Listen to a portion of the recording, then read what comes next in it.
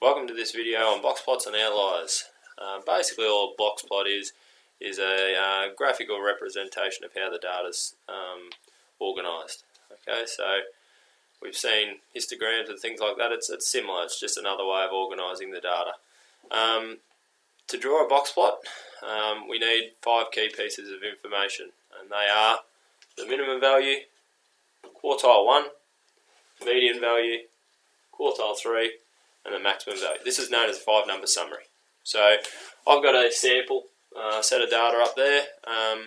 Let's go through and get those 5 pieces of information. Clearly the minimum value, nice easy one. You can see the minimum value in our data set here is 5. And the maximum value, also very easy, is 30. So we'll put that in over here, it's 30. Okay. The median is the next one I'm going to work out. So remember back from a previous video, the median is the middle of a data set. So in this case I've got 1, 2, 3, 4, 5, 6, 7, 8, 9, 10, 11, 12, 13 pieces of data. So if I add 1, I get 14, and divide by 2, I get 7. So that is the seventh value will be the median. So 1, 2, 3, 4, 5, 6, 7. There's the median. Okay, and you can see we know it's the middle because there's 6 numbers either side of it. So it's the middle of the data set. Okay, so we can lock in 13 as the median. Now quartile 1, we talked about it in the previous video also. It's just the middle of the lower half of the data. So the middle of this set of data here. So we essentially work out another median. In this case there's only 6 numbers. So 6 plus 1 is 7. 7 divided by 2 is 3.5. So between the third and the fourth number is the median. 1, 2, 3, 4. So the quartile 1 is somewhere between 8 and 9. Well, it's exactly between 8 and 9. So what we need to do is add 8 and 9 together, divide by 2, and we get 8.5. Okay, we do the same thing at the other end, quartile 3, the middle of the lower half, the upper half of the data. 1, 2, 3. Between 16 and 18, so add 16 and 18 together, divide by 2, we get 17.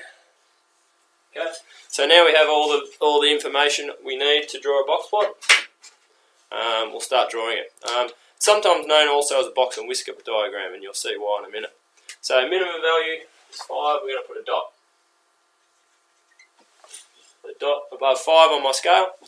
Quartile 1, 8.5. I'm going to do a line at 8.5. Okay, median we'll do another line at 13. And the final line at the quartile 3 is 17. And then a dot again at our maximum value 30.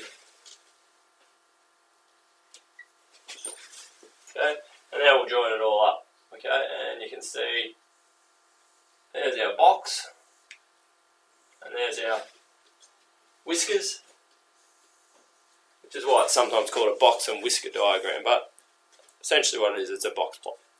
Okay, basically what a box plot does is it breaks the data down into quarters, into 25%. So 25% of the data I know is between the minimum value and quartile 1. 25% of the data is between quartile 1 and the median. 25% of the data is between the median and quartile 3. And 25% of the data is between quartile 3 and the maximum. Okay? And the box itself, it just represents the middle 50% of the data. Alright, so if a box is really squeezed, like a very tight box, what we would end up with is, we know that the middle 50% of the data is all close together.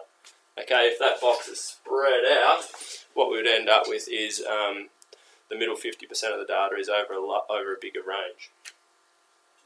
I also want to talk about outliers. So basically all an outlier is it's something much bigger or much smaller than the rest of the data in the set. So having a look here, there's probably nothing here that's much smaller than anything, but this 30 may be an outlier. It's a fair bit bigger than the rest of the data we've got, so I just want to talk about the test you would use for that.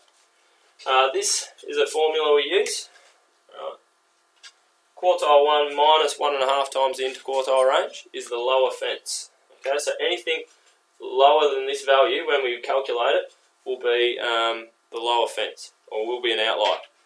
Anything higher than the upper fence, which is a slightly different formula, will be also an outlier. So you've got sort of, I guess, two fences. If anything's lower than the lower fence, it's an outlier. Anything higher than the upper fence is an outlier. So let's do it for this set of data. So quartile 1 is 8.5.